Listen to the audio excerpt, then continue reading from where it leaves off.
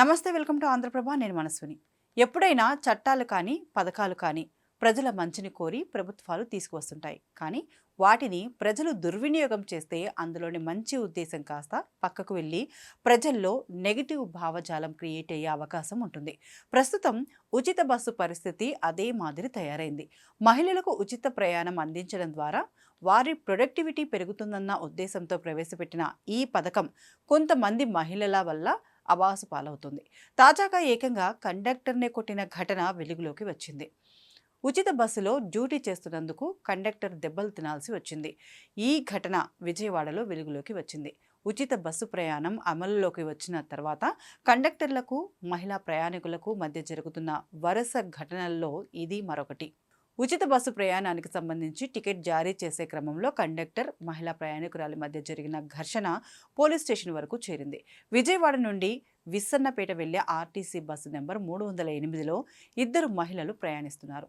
ఉచిత టికెట్ కోసం వారు కండక్టర్కు ఆధార్ కార్డులు చూపించాల్సి ఉండగా ఇద్దరు మహిళలు కలిసి 3 ఆధార్ కార్డులను కండక్టర్కు అందించారు.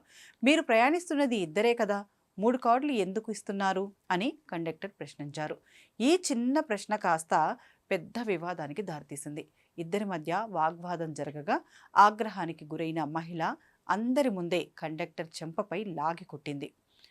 తన సిబ్బందిపై దాడి జరగడంతో స్పందించిన డ్రైవర్ బస్సును ఏమాత్రం ఆపకుండా నేరుగా ఉన్న పోలీస్ స్టేషన్కు తీసుకెళ్లాడు.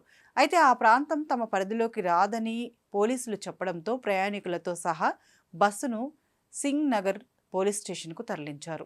పోలీసుల విచారణలో మహిళా ప్రయాణికురాలు మాట్లాడుతూ కండక్టర్ తనను అసభ్య పదజాలంతో దూషించారని, అందుకే చేయి చేసుకోవాల్సి వచ్చిందని పేర్కొన్నారు.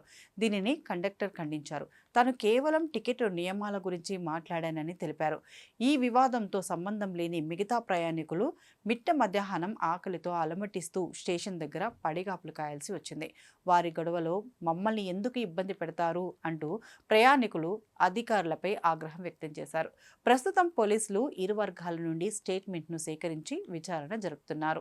ఇలా బస్సులో గొడవలు జరగటం ఇదేమీ కొత్త కాదు. బస్సుల్లో మహిళలు సీట్ల కోసం కొట్టుకోవడం నుంచి దుర్భాషలాడటం, వాటికి సంబంధించిన వీడియోలు వైరల్ కావడం సర్వసాధారణమైపోయింది. అయితే ఇలా ఎందుకు జరుగుతోంది అన్నది ప్రయాణికులే ఆలోచించుకోవాలి. ఈ పందా గనుక శృతి మించితే ప్రభుత్వాలే చర్యలకు దిగాల్సి ఉంటుంది. తద్వారా కఠిన చర్యల మధ్య ప్రయాణాన్ని సాగించే పరిస్థితులు వస్తాయని మాత్రం ఖచ్చితంగా చెప్పుకోవచ్చు.